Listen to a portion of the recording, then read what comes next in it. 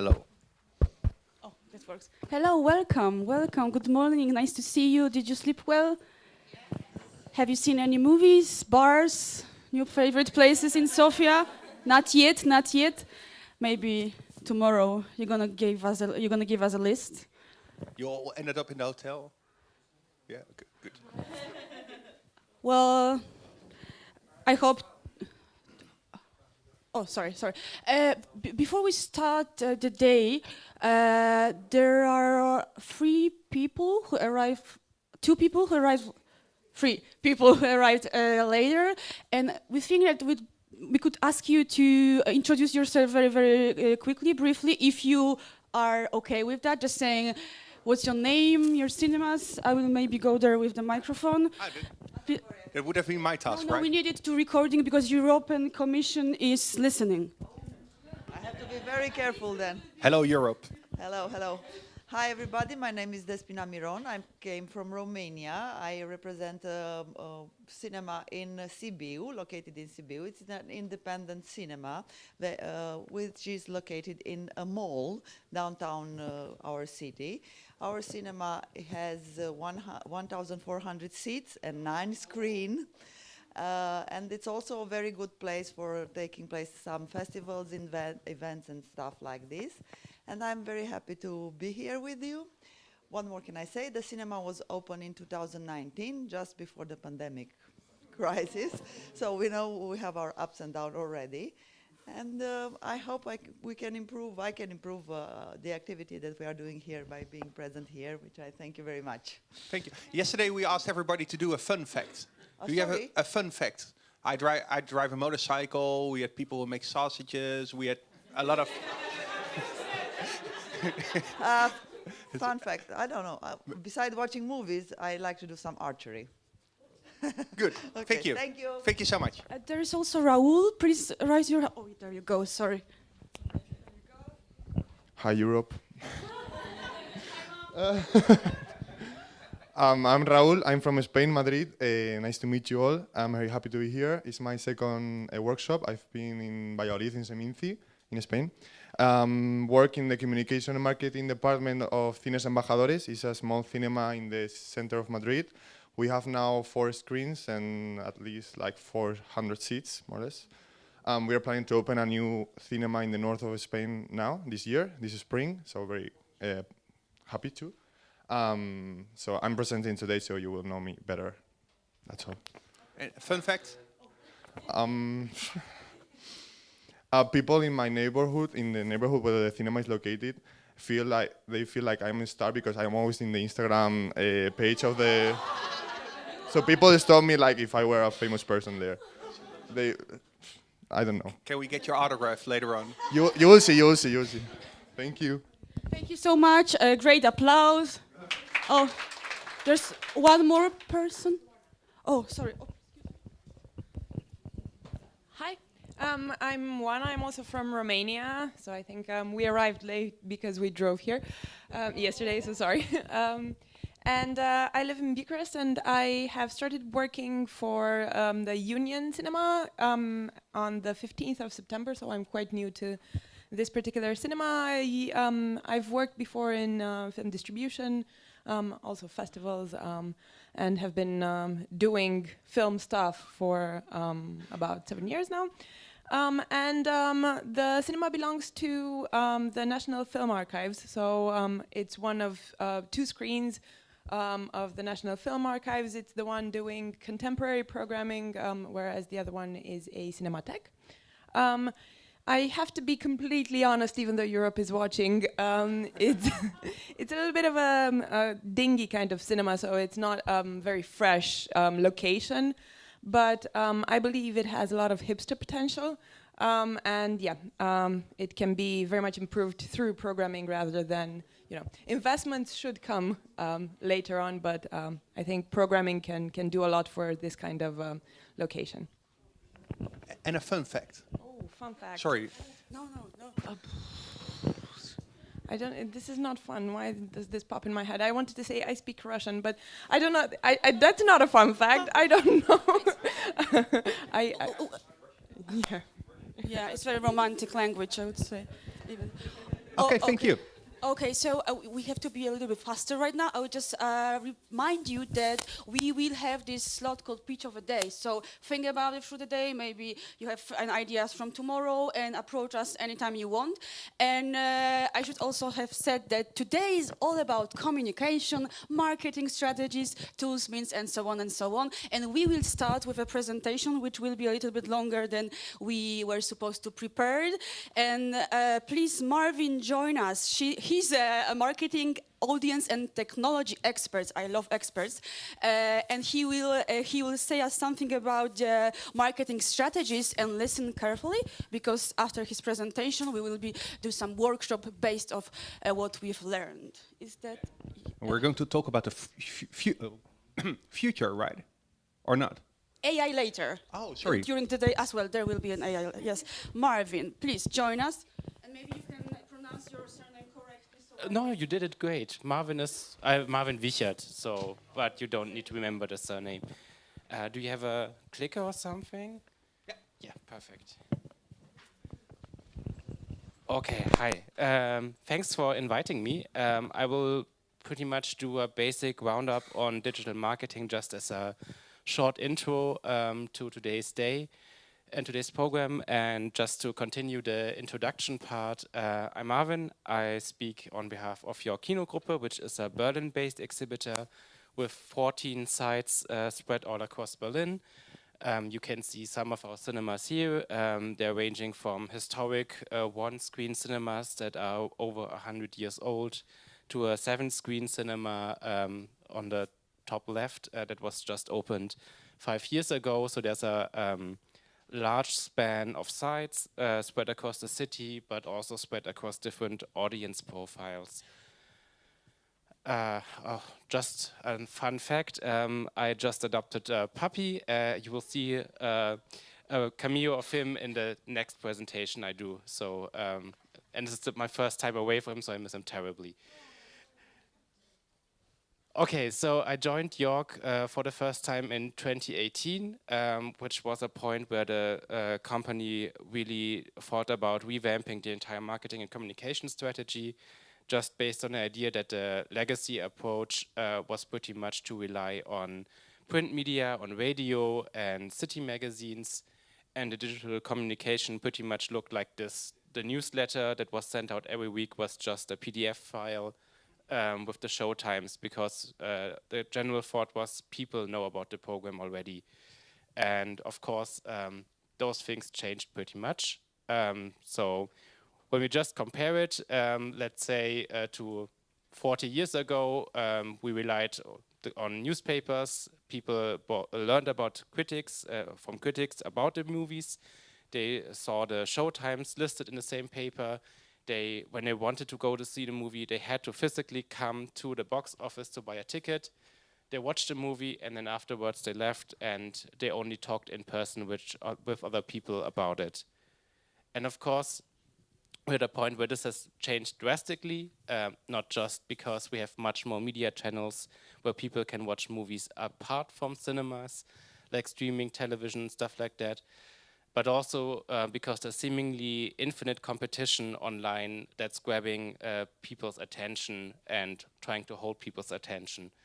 So on average, people spend 2.5 hours a day on social media. I know this varies by region and by age group. For 16 to 24-year-olds, that number goes even up to almost 6 hours a day. So if we try to rely on newspapers for those audiences, we would pretty much have a very significant problem.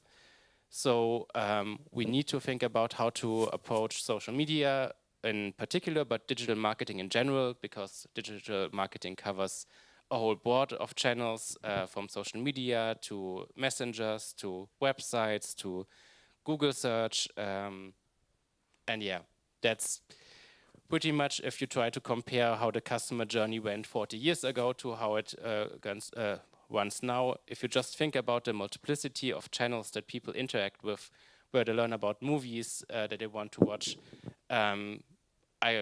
this list would go on and on and on and on. It's pretty extensively.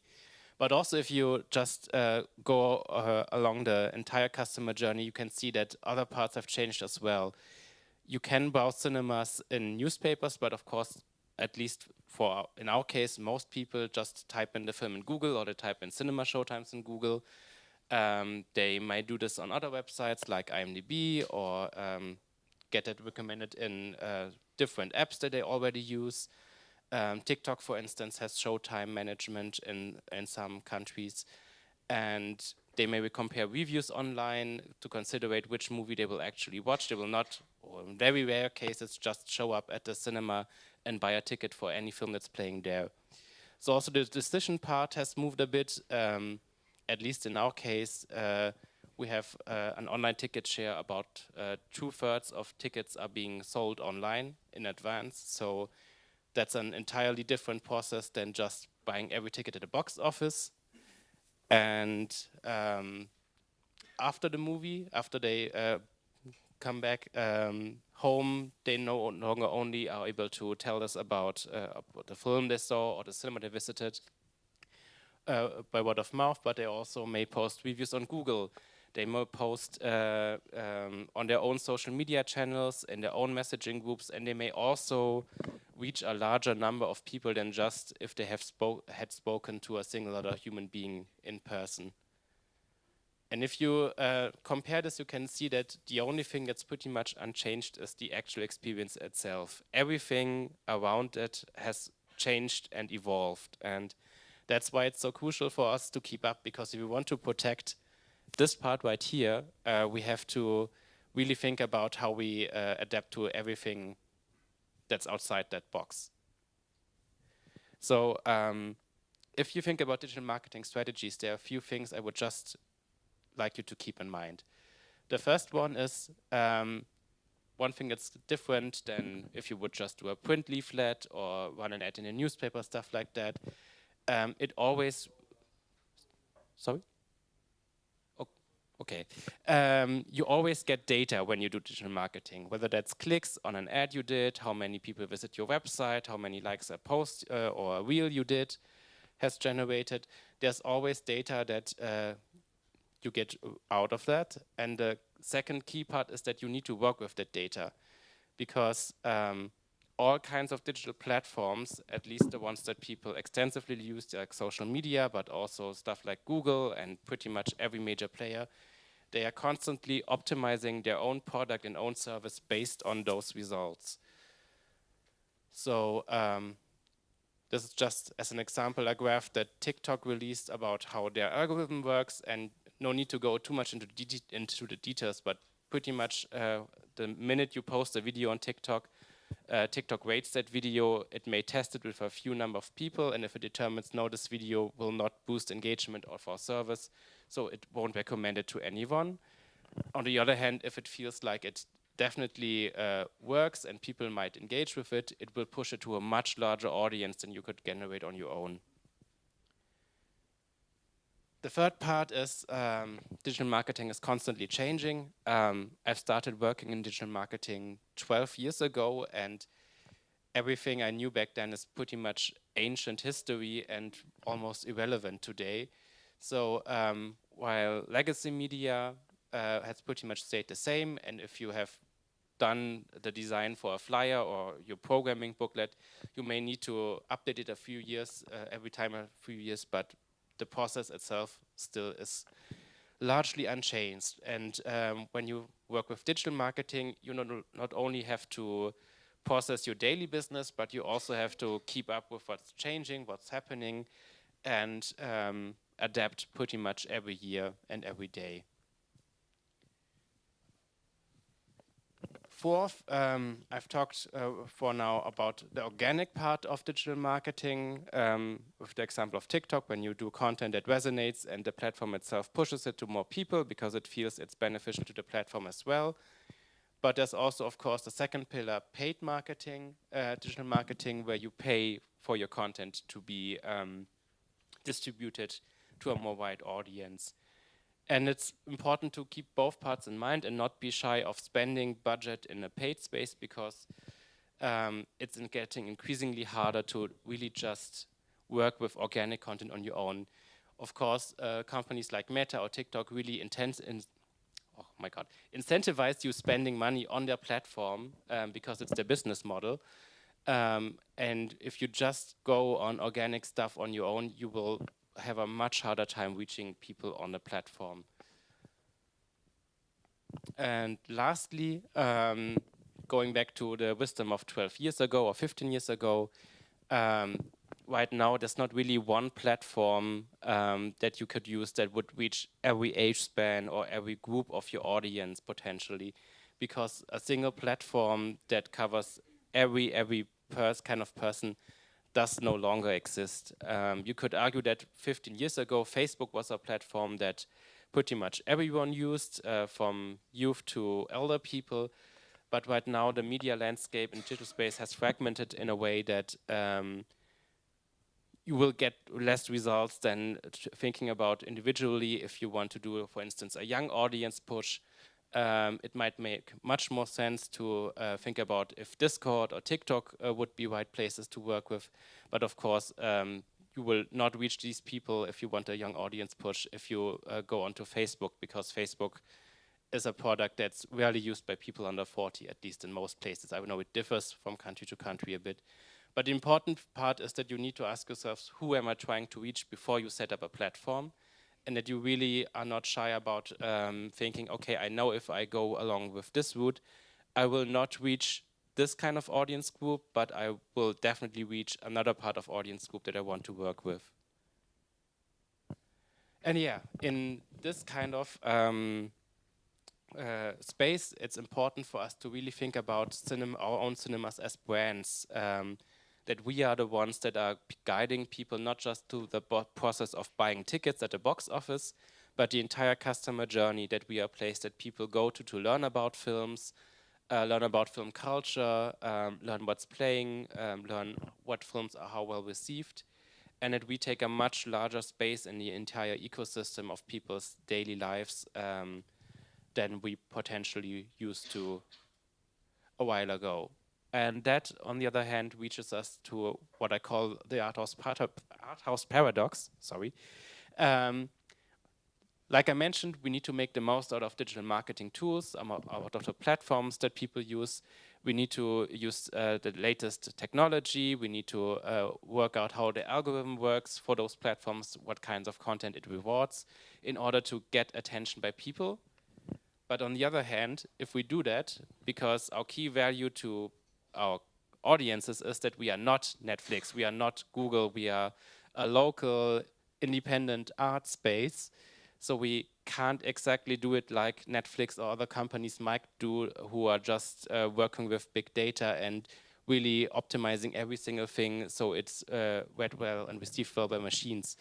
So those are two pillars that we need to kind of balance out. There's no way of using social media or any kind of digital platform without thinking about what kind of content it rewards, but also we need to think, okay, how much of my own identity can I put in? How much of something like an art film that might go against all of the algorithm's rules can I work with, and how creative can I get with that? And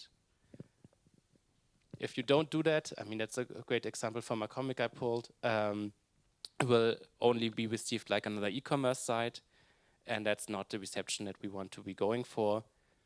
This is why I mean that thinking about digital art house marketing is not just creating films, it's also creating audiences, what kind of audience you want to reach, and then but thereby also the platforms you want to work with. And that's it for now. Oh yeah, just a small one.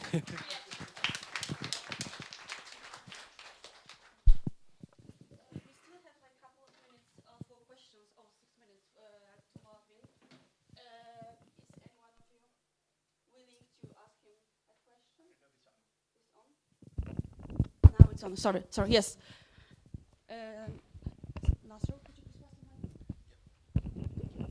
Yeah, you said about distinguishing from the regular, let's say, from the mass way of doing it. And I remember 4 years ago in Venice, you were presenting your Instagram channel. I'm curious, because I have some memory what you said back then, but what has changed in these 4 years? For example, how have you been creating distinguishable content then, 4 years ago, and now? So maybe or you can show us if you want. I mean, you could open the Yorck Instagram channel on the browser if you want to. But I think the most important thing that has changed is that I no longer manage the Instagram channel because I'm too old. And it's tough realizing that. I'm 33. Yeah, too old.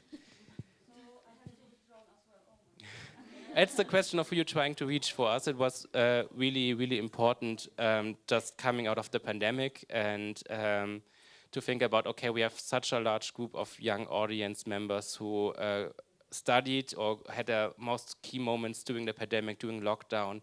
If we want to successfully engage with that audience, the content needs to come from someone who's well versed in their language, what that generation defines, and needs to bring that same experience into it. And I can no longer comfortably say that, yeah, I know what these young kids like, and it's key that if you want to reach that audience segment, speak authentically to that audience group. And my colleague Celine, who manages that now, is doing an amazing job of that.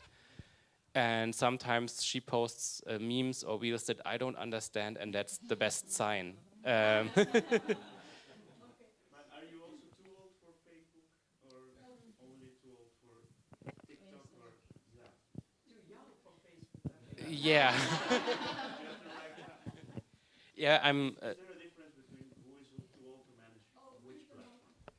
I mean, if we would go for a more broad audience segment on Instagram, I don't think I would be too old. In our case, it's that we really have set the goal of reaching 18 to 29-year-olds with Instagram, and they I'm definitely too old for.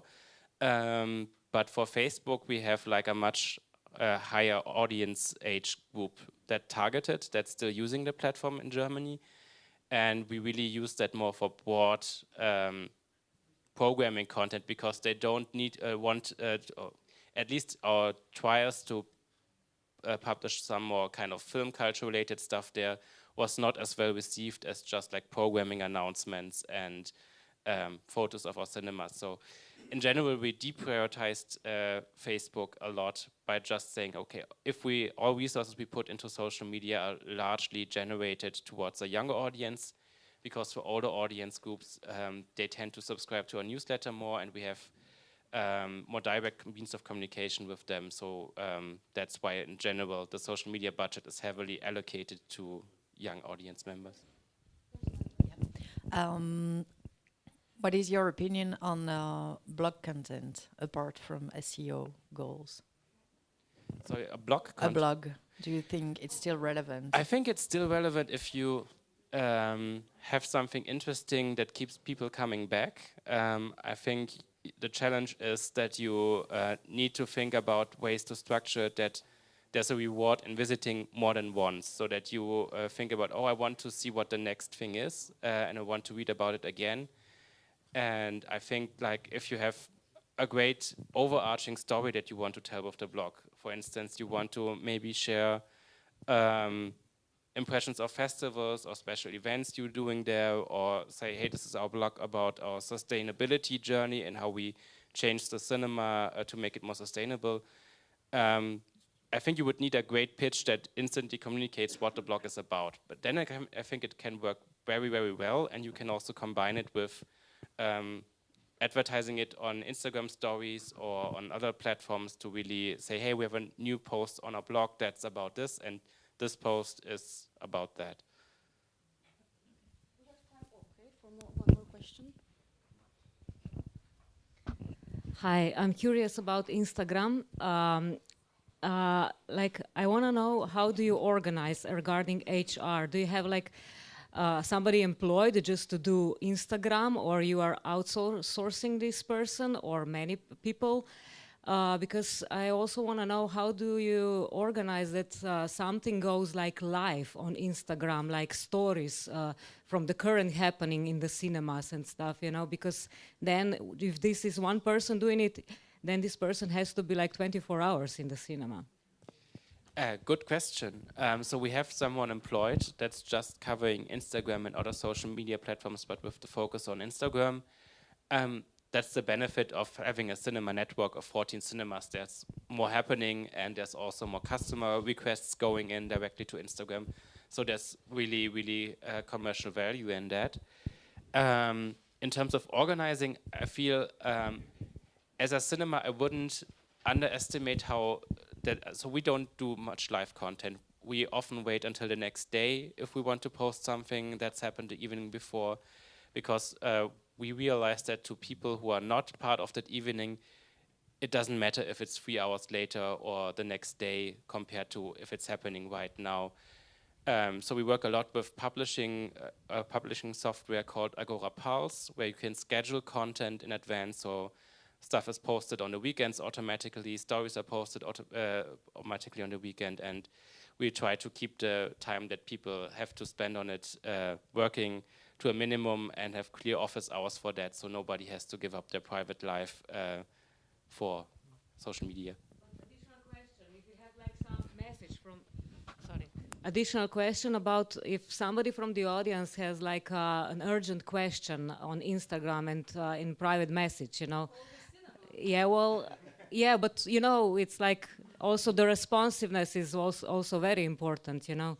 So is somebody has to like always check if there is something? We have a very small customer service department, which is available 7 days a week with varying hours. So it will not be that the people get back a message or a reply within minutes, but they will usually get a reply back within 24 hours. And if it's too urgent for them, most people are calling anyway, so we rarely have a case where someone is...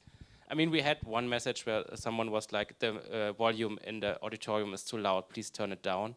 We couldn't do that, unfortunately, because I only saw the next day, but it rarely happens that it's that urgent. Okay, the final question now, and we will have Marvin for the whole day, so maybe the pitch of the day can be somehow dedicated also for your questions, okay?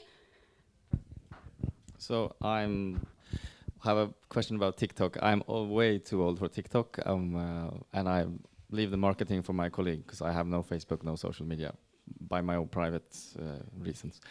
But so TikTok, for us who doesn't know anything, how will you find that young person that could monitor your TikTok account for your cinema? That is an excellent question. I'm really not good at recruiting, so I unfortunately have no idea. In our case, we had the brilliant, lucky accident that our colleague who is now covering Instagram and TikTok already worked with us at the Open Air Cinema, and everybody in the staff was raving about the TikToks and the content that she personally produces on her personal social media channels, and was like, she's so funny. So that's how we came about, and I guess having that kind of personal network of people who are already connected to your cinema and have an idea about who as your cinema are is the most important part, but not the only one. Yeah, in our case, it was a lucky accident. Yeah, we will be covering also this topic regarding uplifting your cinema staff and being aware what you already have in your cinema. So getting to know your staff might be also a solution, that you can find a film editor within your staff. You can find someone who will run social media and so on and so on. And sorry, we have to cut this and go to the... thank you, Marvin. Thank you very much.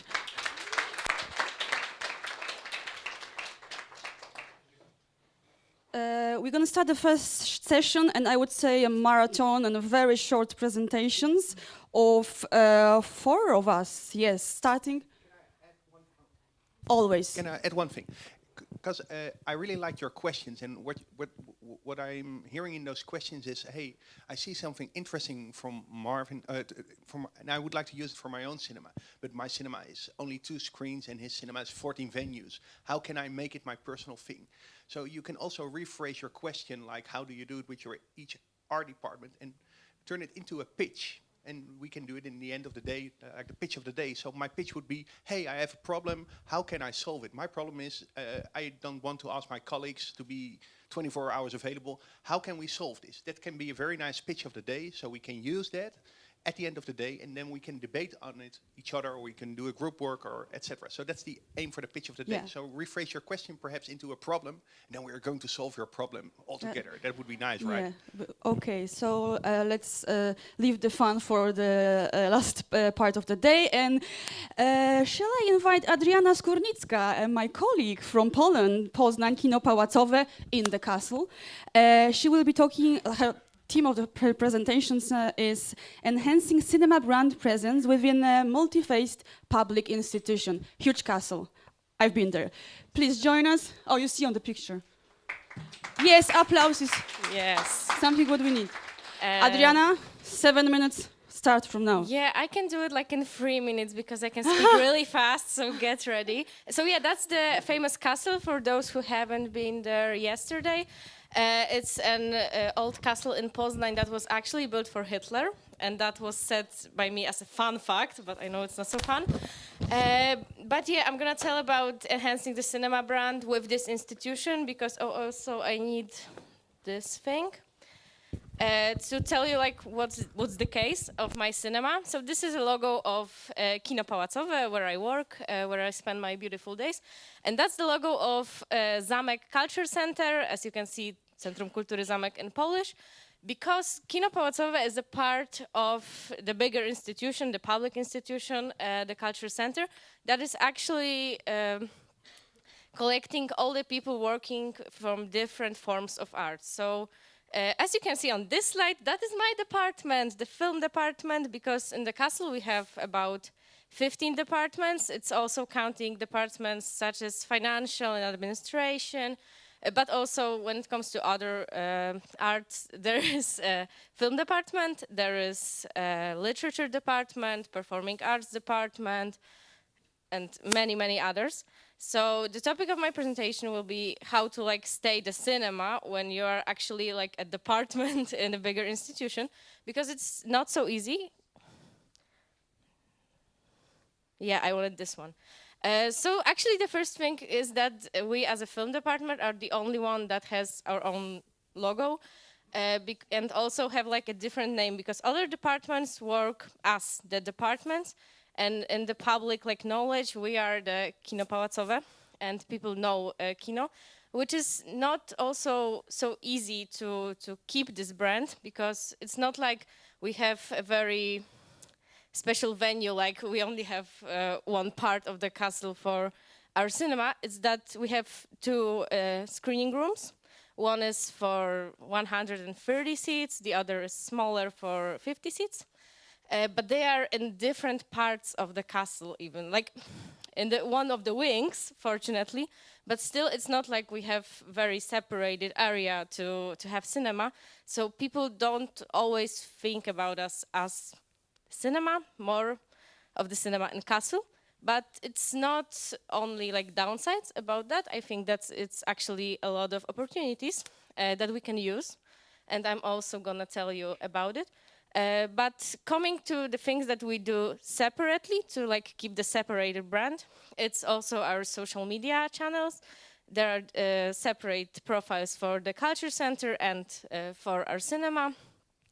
So we keep the communication separated. That the Culture Center has to promote all the events that happen here, and there's a lot of events. Because around 100 people work in the castle in all of those departments and organizing events, concerts, meetings with artists. So it's a lot. But we also have our own channel to focus only on the cinema events. And also it's run by us, I mean me and my manager Piotr. Does anyone of you know Piotr? I know Zuleja knows Piotr, yeah. So it's the guy on the left. The guy in the middle is Alexander Skarsgård, and the guy on the right is Jan, one of our projectionists, and that's me wearing the actual same dress, because I don't have any other. No worries, I'm not gonna like smell bad later. Okay, but what I want to say about the opportunities about being the Cinema and Culture Center it's the collaborations with other departments, because we do that a lot. Here you can see one of the projects that some of you may know because it's also connected to Europa Cinemas. It's Kino Bez Barier, Cinema Without Barriers. Those are the projections with audio description and special subtitles with people hard of hearing.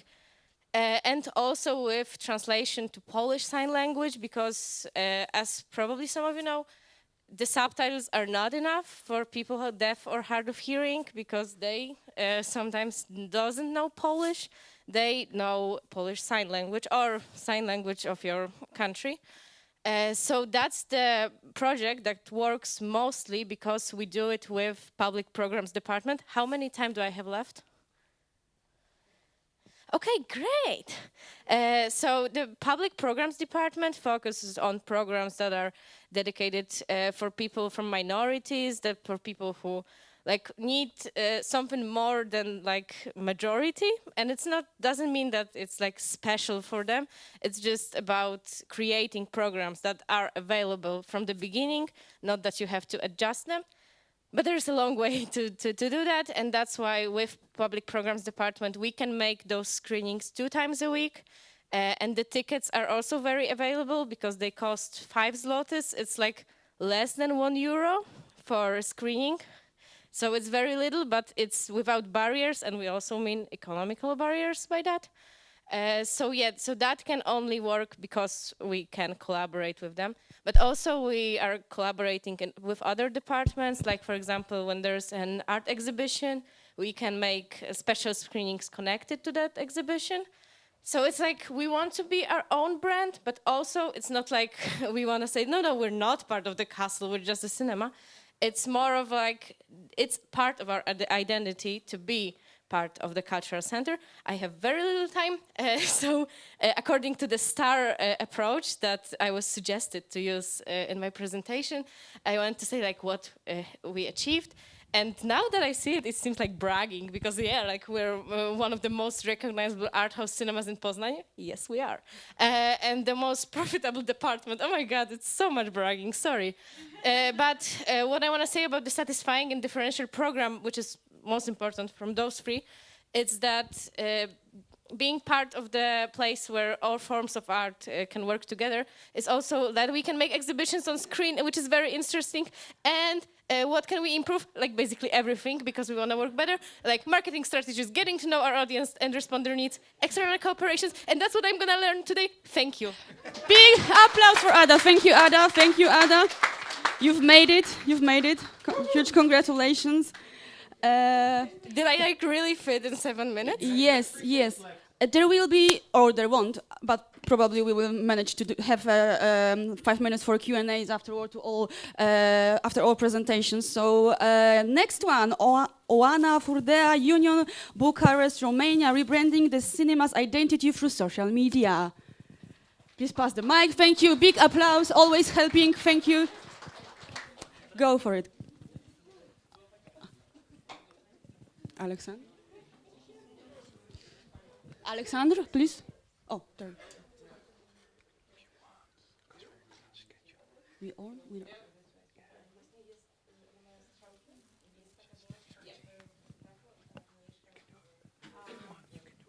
Yep. So as I mentioned before, I didn't put any pictures of the cinema because yeah, I was supposed to show that yesterday, I think. But as I mentioned before, I've been working with the cinema for 6 months now. So I'm quite new, and it is a little bit of an old school cinema. When looking at your presentation, I felt we were more like in 1984 rather than 2024. And I think the challenge really is in adapting to, you know, the larger landscape, I think, of our cinemas today, to find the way between, you know, working with kind of an old school mentality but new instruments. So I need to be up to date, but at the same time always be a few steps back, because what I'm trying to do sometimes is met with a lot of reticence. So I try to keep it a little bit, you know, easy. So the first thing I try to do is, this is how we used to look online 6 months ago. This is what was posted every day. There was no visual identity, daily posts with no original content, and I mean that every day they would post the schedule of the day for that day in the morning with this template and just naming all the films. Also, there was no paid media at all, no ad budget, and overall no online personality to work with. The channels that we use for social media now are Facebook and Instagram. We're going to be going to Twitch as well. There is no plan for this year to go to stuff like TikTok and you know, other kinds of platforms, just because we don't have a young audience yet. We're working with programming to gain a young audience, but right now it feels like you put the bulls in front of the you know, carriage or something if you use these platforms before having an actual program. So this is something we plan for next year. But the first things I did, just because I believe that it's cheaper right now to have an online personality. You know, all the influencers have an online personality, so why not our cinema? Because we still can't afford, you know, to invest in the way the cinema looks. It is perceived, for me the cinema was very familiar. Before I started working here, you know, I used to go to the cinema quite often, so I knew the problems that it was facing just from the perception of all of us going to this particular cinema. And so I thought, you know, before we can change a lot of technical aspects and the way it looks physically, we can change how it looks online a little bit. So what we started doing is, with no graphic designer and no budget for a graphic designer, still have a logo. There was no logo of the cinema before I arrived there. So I thought, you know, we need a logo. People kept asking me, you know, even for online publications or partnerships, send us your logo.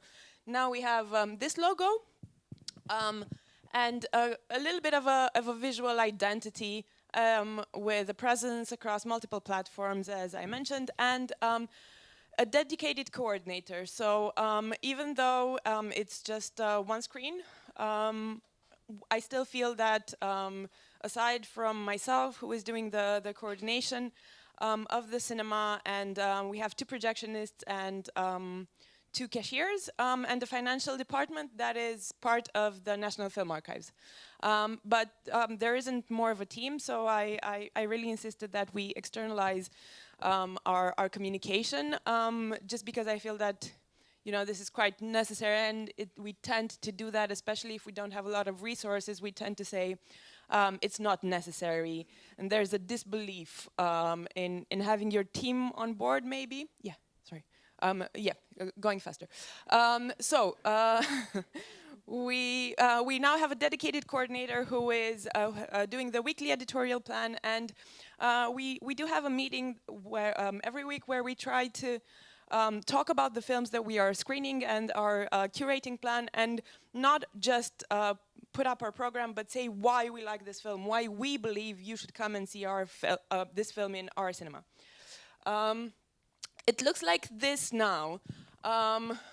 This is how we print and also put online the program. So it's a little bit, it still has a lot of improvement to do, but we tried to keep it a little bit old school, just because our audiences are still quite old school and hipster. And so the background of that is from Metropolis, and we're also a Cinematheque, and we're trying to blend in a little bit of a reference, but still we don't have a website, and so we need to have the program like this, the weekly program, so that people can see it. So that's still not an option to just post it on stories. How we achieve this personality with some practical tools is Canva. We don't have a graphic designer, but Canva can be used by anyone, I believe. Do the research. I feel like you can, I can steal from all of you. And Yeah, no, I believe it does. Obviously, I don't mean still in the direct sense, but I do think that you can get inspired by what other people do, and then you can use it for your own local cinemas.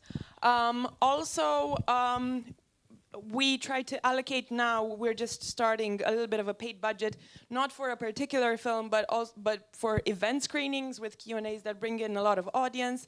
And we have a lot of ticket giveaways. We have the cheapest tickets in the country, so the regular ticket is €2, and we have a student ticket that is 50 cents. So we tried to do that. We got everyone on board just by seeing the fact that audiences keep coming in, and what was weird for me is the fact that I put a QR code so that people can see that they can buy tickets online, because before people were surprised. They didn't know that we can buy, we have tickets online. So this was something new for our audiences. And just very briefly, this is what has happened for the past 3 months. Just by having a social media kind of presence, admissions have gone up 34%. And Music. Yeah, I think it's very useful. Okay, thank you so much, Oana. And since we have some sprinters, we're gonna have some change of plans. And right now, after these two presentations, we can have a couple minutes for questions to the girls, if you have. I think it's really, it's not easy to say to the people which made the older web, how we have to change it. So was it problem for you to say to the people, how it's bad work, we must change it? It wasn't the easiest thing to do, and I tried to be as diplomatic as possible. But and even now I feel bad saying, you know, the cinema is dingy, but this is the truth, and I believe if I don't name the problem, it's not going to be able to change.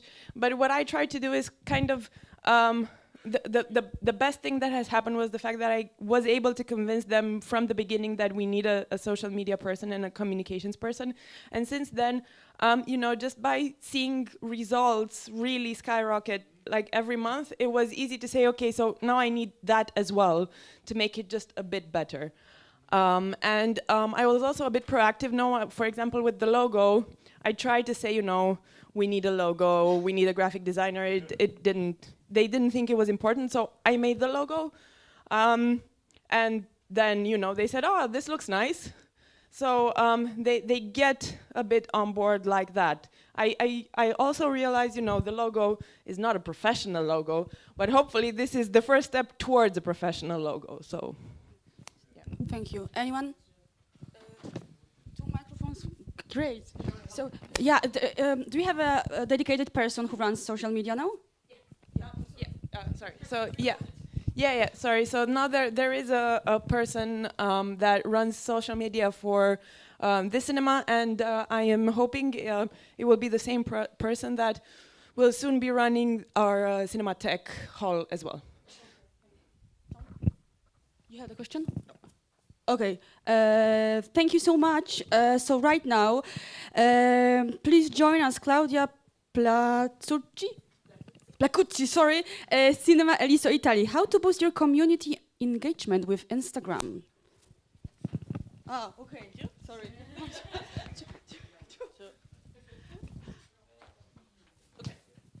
Hi everyone, I'm Claudia from Cinema Eliseo in Italy, and no, 1 second. Okay, and I'm here to tell to you how to boost your community engagement with Instagram. I like to start with my personal experience.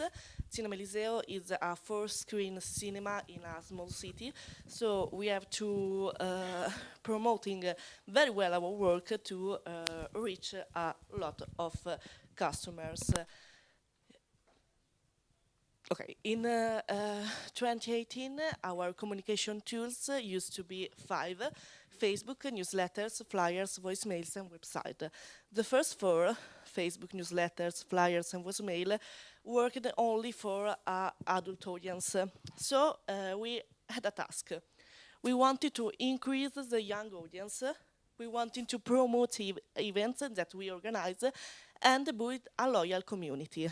How to do this? We wanted to invest on Instagram with the professional figure of a social media manager. Every week, our social media manager posts like the week program, the film schedule of the week, and a specific post dedicated to every new film plot, so people can know the film that we program. But we work a lot on the specific event posting. We have 4 types of specific event posting, like a cinematic review. We try to do a lot of cinematic review based on cinema d'essai. Director meetings.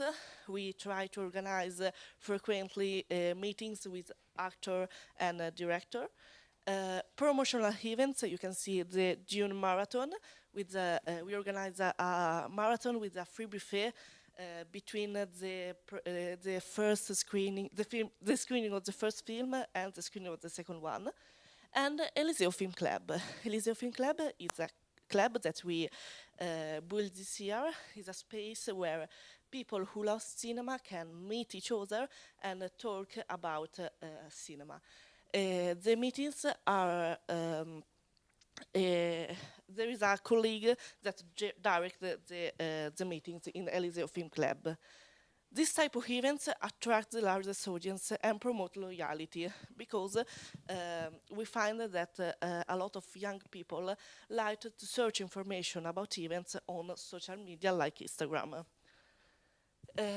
We also work a lot on promotional elements for audience entertainment, for example, for a film blockbuster, like the Little Mermaid photo booth, Barbie box, Barbie signature cocktail, and people really like this element because likes to... oh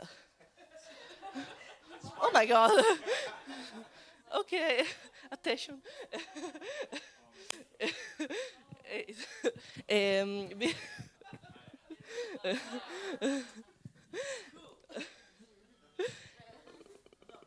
Because people like to take photo of this element and post on this Instagram, on this own Instagram, and tag the Cinema Eliseo.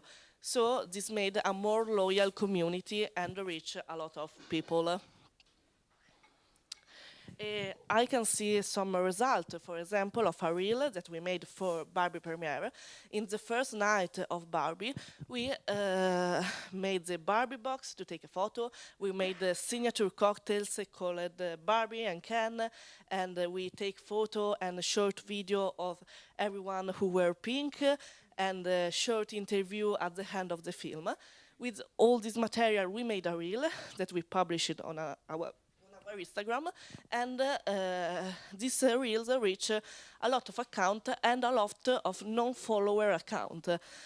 And a lot of people repost this reel on their own story and tag Cinema Eliseo. I wanted to show some general result. I have made a mistake in this slide, but we can see that the most people are from 25 to 34 years old, so we have a younger audience, and this one the first task that we had. And we have discovered that a lot of young people search information about events on Instagram, and this was our second task, because we wanted to promote really good our events. And in our overview, we can see that every week we have growing data on our Instagram. We are really proud of our work on Instagram. I finished.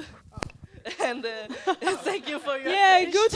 good for you. Thank you. Thank you. Are there any questions?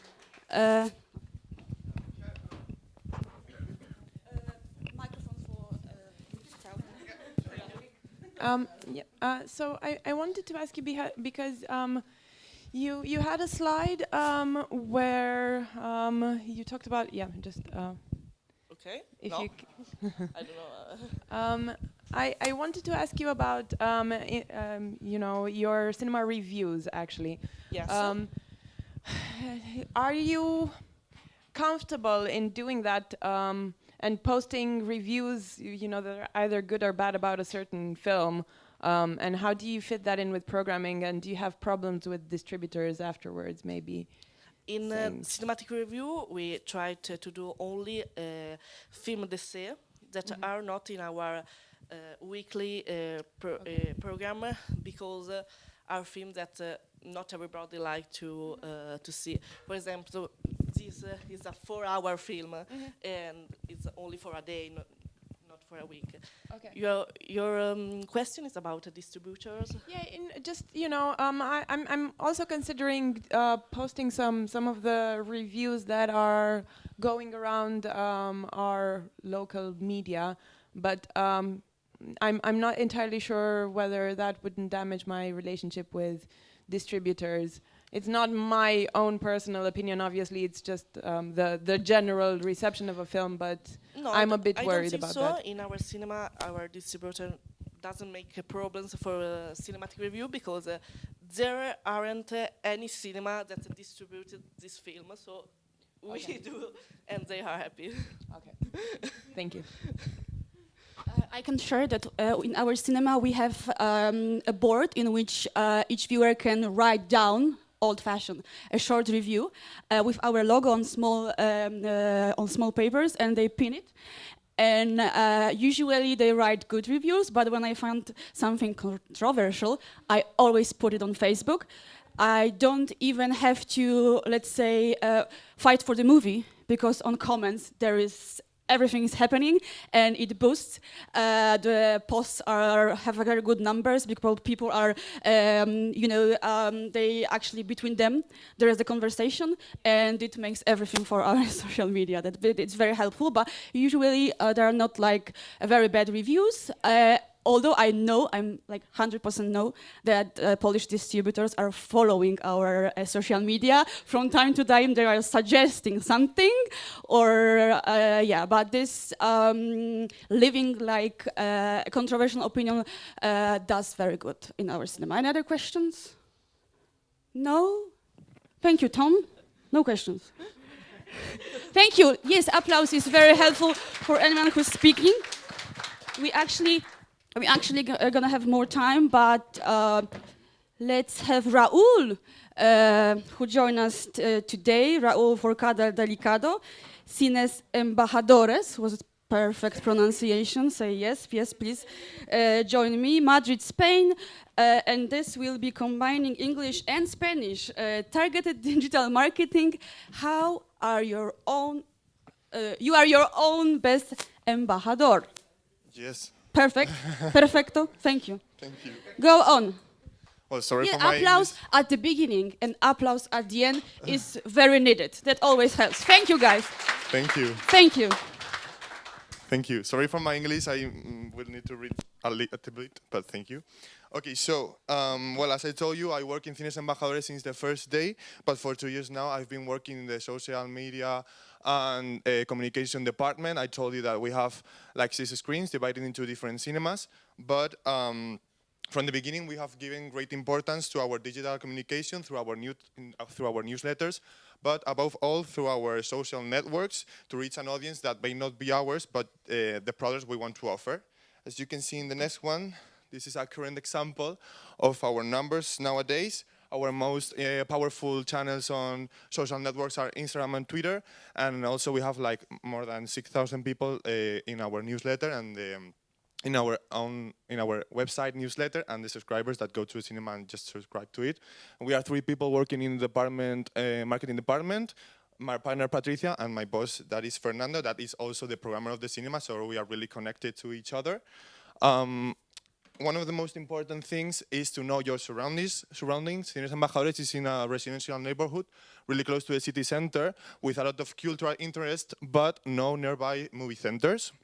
Therefore, our first job was to make our cinema known to this community of people who already have the cultural interest awakened, and then go out and find new audiences. Especially, I am in charge on creating content for Instagram and Twitter.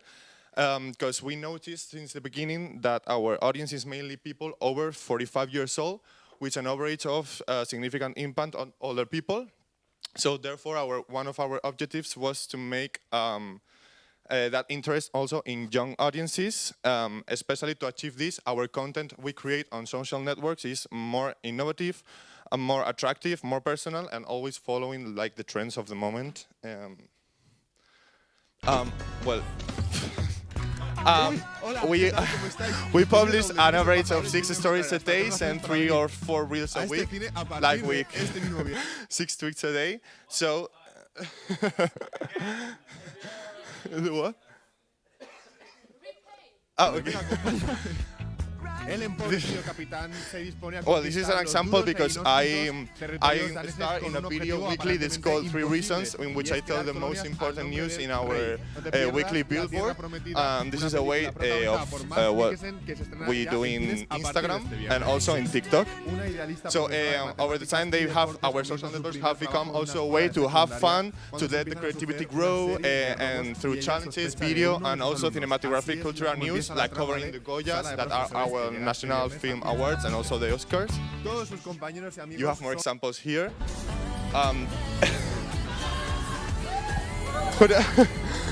Like, thank you.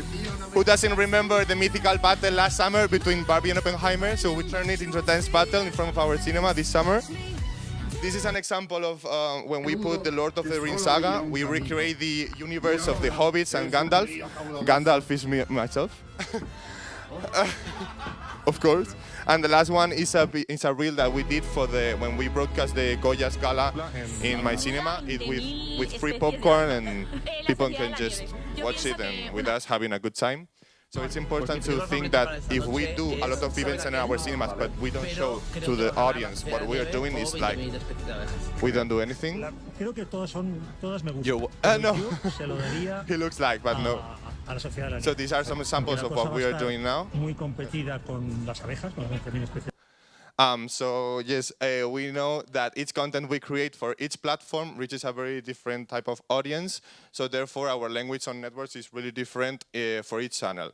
It's important to know your audience and adapt to it. For example, nowadays we are working on creating a new community on TikTok.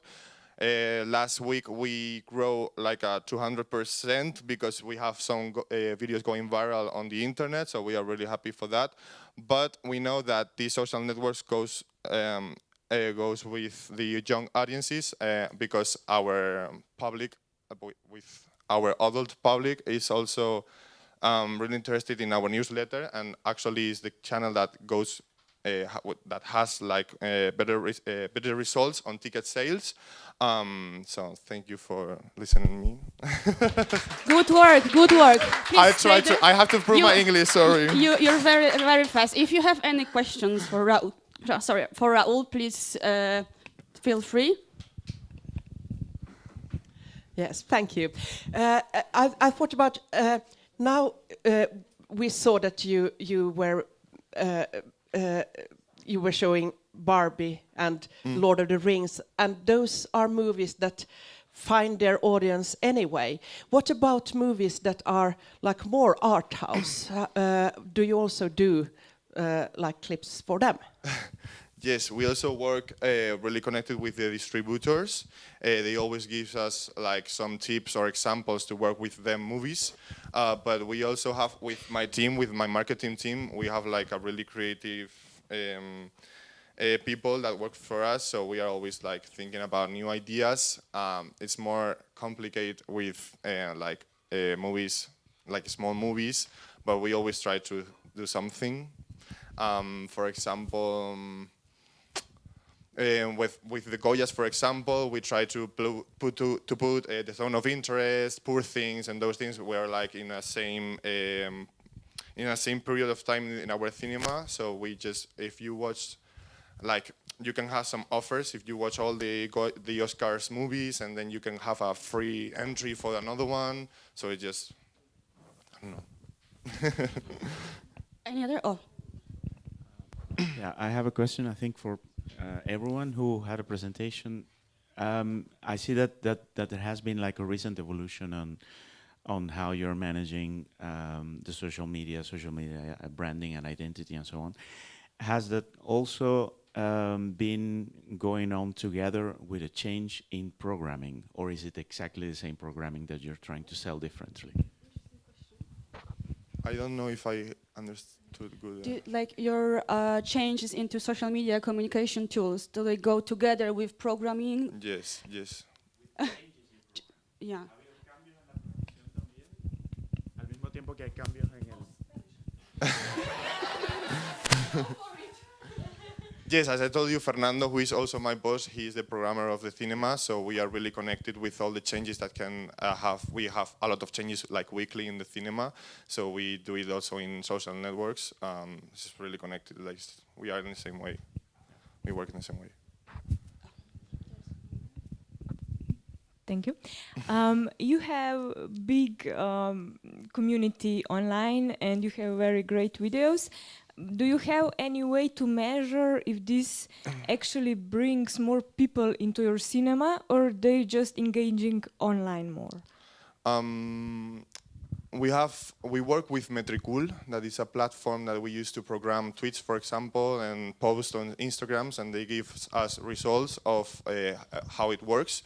But we also do like publicity. We pay publicity in social networks, and we can look for the results of how many people link on our announcements and those things. When we do some stuff that we only announce on social networks and then we see that it really works in the cinema, we have so many examples of that. So yes, I think that our work, we have a lot of people following us. So yes, we think that doing these such as funny things, we have more like people interested in what we do in our cinema. Other questions? Any other questions? Oh. Hello, my experience is that many people during the COVID area leave the Facebook. So maybe the potential is not so like 5 years ago. How do you feel it? How do you recognize this experience? Cines Embajadores opened on the 2020, exactly the same year as the COVID started. So I even don't know how to use Facebook. How old are you? I'm 24. But we publish the same. We publish the same on Twitter and Facebook. We have connected accounts, so we publish the same. Oh, you do publish the same, even? Yes. Okay. Yes, the same. Like for Twitter and Facebook. With Metricool, you can connect the accounts and you just publish and it goes the same. For Instagram, we have another thing, but Twitter and Facebook goes the same. Okay. Is it only for Instagram and Facebook, or you can connect other social media? No, you can connect all of them, like TikTok, Instagram, Facebook, Twitter. But I think it's very important to remember that you talk to a different group of people through different media. Yes. So there was the very fine and very first distinction between Facebook, which is mostly text, and Instagram, which used to be pictures. And it's more interesting for people to have and target the audience using the specific tool that is has. In all of them, we share like our how is our cinema that is close to the people, is really familiar. So it's the same in social networks. It's the same language in Twitter and Instagram. So. More questions? Can you say more about the newsletters? Do you have a result on that, and how can you improve the content in order for the audience to even open it? And also, how do you find their emails, and how do you engage? Okay, we send like 2 newsletters per day to our subscribers, 1 in the morning and 1 in the afternoon. Seriously? Daily, yes. Daily? Yes. Oh my goodness. And do they open it? Yes, do they read? A lot. Oh my God. we have one for TVOD subscribers and one for Kino, and that's a lot. They say.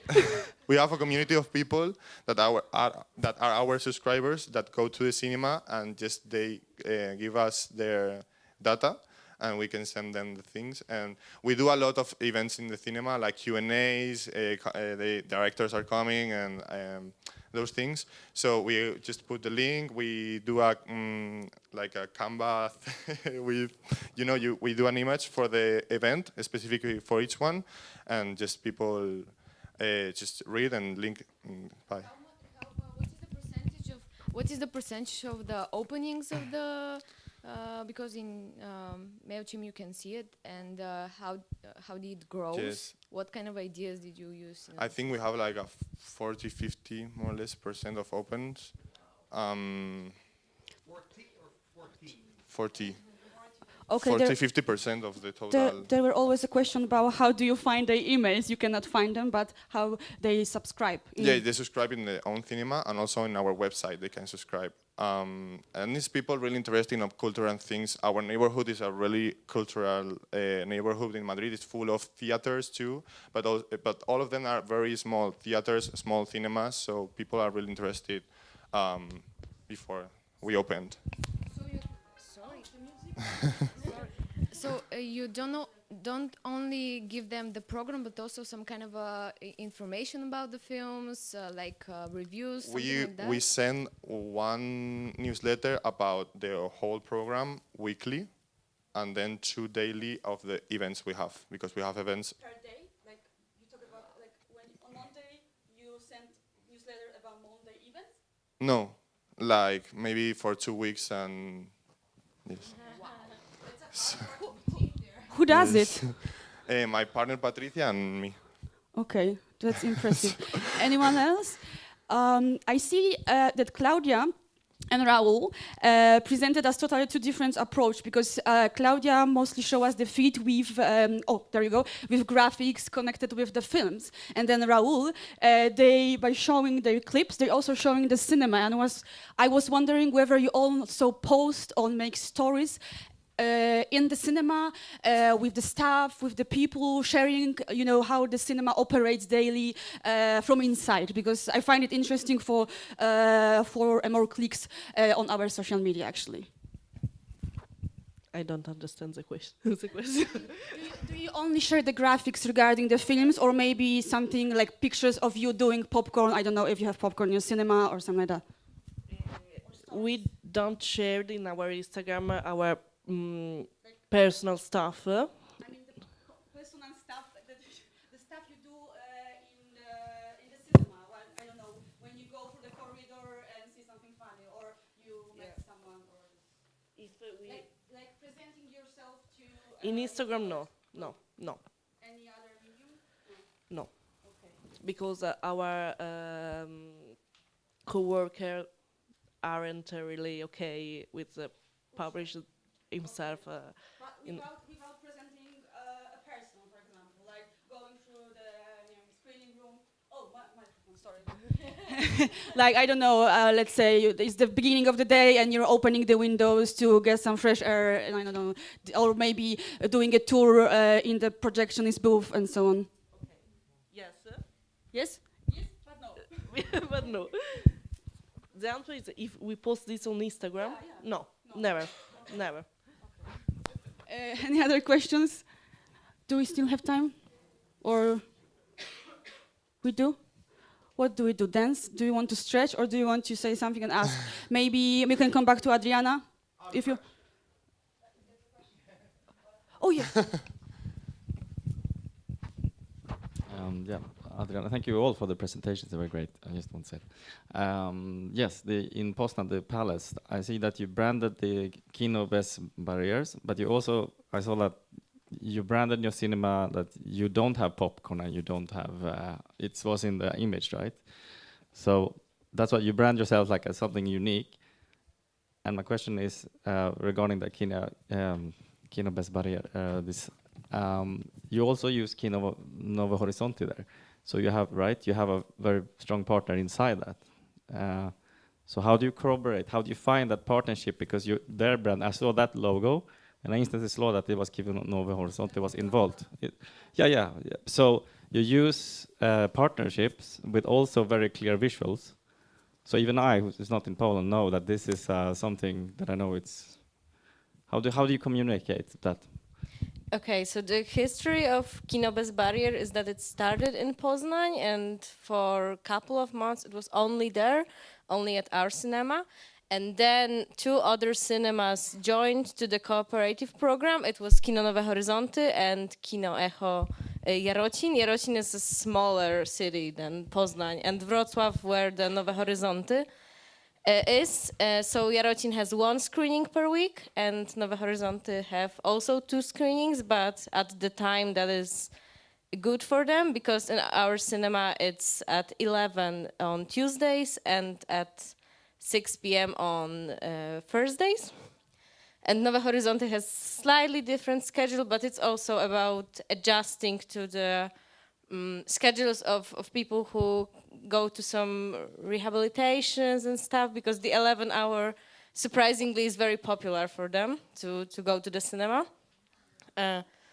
So yeah, like the program currently works that we have the same program every week in every cinema, so the same film is being shown in each, because preparing the Polish Sign Language translation is kind of expensive. When we started the program, it wasn't like recorded PMA Polish Sign Language translator into the film, because we have.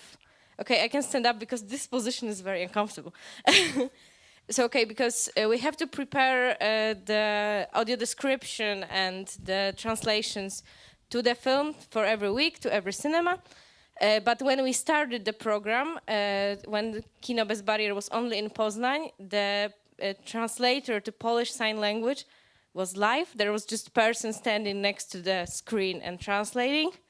And it was very expensive, but now it's also expensive to have the recorded translation that we have like 2 ways of adjusting it, because it can be like in the DCP that we use, or we have a separate TV to screen the translator. So currently it's because of the program, and I know that in a couple months the Europa cinemas will join also the program. Are any of you in collaborate to it? Is a program that will be in collaborate to innovate? Yeah. So New Horizons were just a partner within Poland, outside the collaborate to innovate. Yes, and the same with Jarocin. The same with Jarocin. Yes. Okay. So now we're going worldwide. Yeah, if you already have cinemas, you already have agreement with cinemas, or do you need more? Because there are people sitting and waiting to do this, hopefully. That's a tricky question, actually, because I'm not sure like on which level of closing we are right now.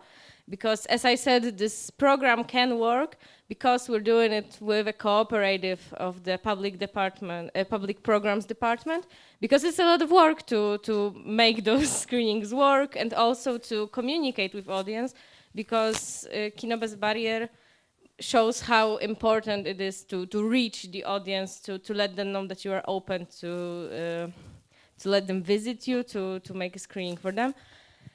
So yeah, I will check on that later. So if you're interested, sure, feel free to approach and we can work this out together. It's also like a program for some part of time, so I think there will be another one and another one. So there's always a good time to join. Okay. I have a question, just to know, can you please raise your hands if you have if you use one, then more social media account in your cinema, if you run, like, let's say Facebook and Instagram, more than one? Okay, is there anyone who has none of Facebook, Instagram or something? You don't have.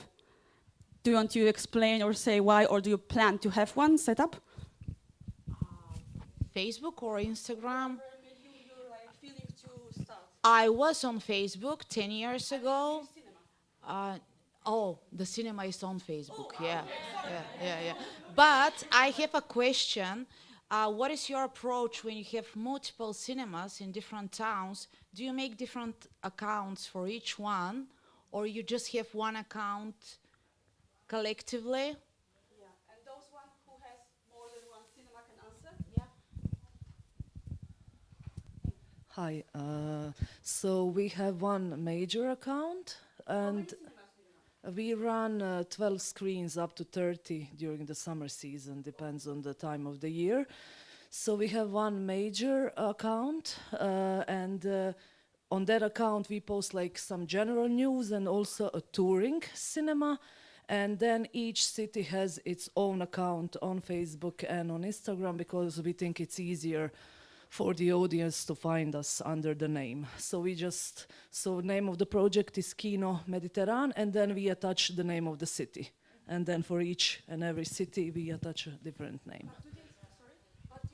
Do you use like special branded graphics for all of them? I mean, do you have like a... Yeah, it's like one logo. It's a blue color, white signs, Kino Mediterrane, some stars, and then city, and it's the same for each city. So it's all under one brand, so it can be easier to recognize. I suppose they don't have to be approved by someone on the high level who is the general director of marketing and communications? We are a team of 8 people, and we now actually are in the part of a rebranding our presence on social media to make it a bit more fresher. So we outsourced a younger person who is a special in these fields and areas of work. But we also divide the work among ourselves. So me personally, I also run some accounts. No, just I wanted to reply, and I think it's also depending on if the programming varies much between different cities. If you have the same films playing in all cities, I would recommend sticking to one account, because then it would make it easier. But if the program varies too much, definitely go for that approach. I think it's really case by case depending on how much you would need to localize it. Do you have a summary of the age groups appropriate for each social media? I mean, this is very broad, but I would say if you go to under 25 or under 20, TikTok definitely, but Instagram also, but in different ways. Instagram is used by people under 25 than, let's say, 25 to 40. And it's really, really also depending by country. So I would really recommend, there are 2 sites which names I've forgotten, but if you Google the name of the platform, your country name and demographics and statistics, they really split up some statistics from different places. And I would highly recommend looking at it country by country, because there are some variances all across Europe in the platforms. Do we need still have time, or we have to? Sorry. Maybe some final words for this session. Final words for this session. We will be continuing the team of social media through the day and another days, and I think that Patricia will also have an interesting approach towards social media, the content, and how it shows in numbers in the cinema, and many of you, so we will continue definitely. And yes, thank you so much for sharing your experience, and thank you for the questions. It's always worth to have a lot of questions, because it's easier to get out of this more for ourselves. Yeah. And what I find really intriguing, because we all have the same problems or the same challenges, and what I find really interesting is the different approaches that everybody finds for the same problem. Because you were saying 2 newsletters a day, it would kill our audience. They would unsubscribe immediately, because we are already, maybe we have a weekly newsletter Monday at 12, and then we're having debates on the office. How can we send another one on Friday? Oh yeah, we did it also 3 weeks ago. So that's really interesting. But I think that's also the aim from this lab. What can you take home for your cinema from the other approaches? We are going, after a short coffee break, we're going to work in groups, and I'd like to make the groups already, so it's going to be really easy. 1, 2, 3, 4. You participate or not? 4, 5, 6, 7. Sorry. 1, 2, 3, 4, 5. 1, 2, 3, 4, 5. 1, 2, 3, 4, 7 person. 5. 1, 2, 3, 4, 5. 1, 2, 3, 4. You're a 5. 1, 2, 2, 3, 4, 5. 1, 2, 3. Maybe they can count easier.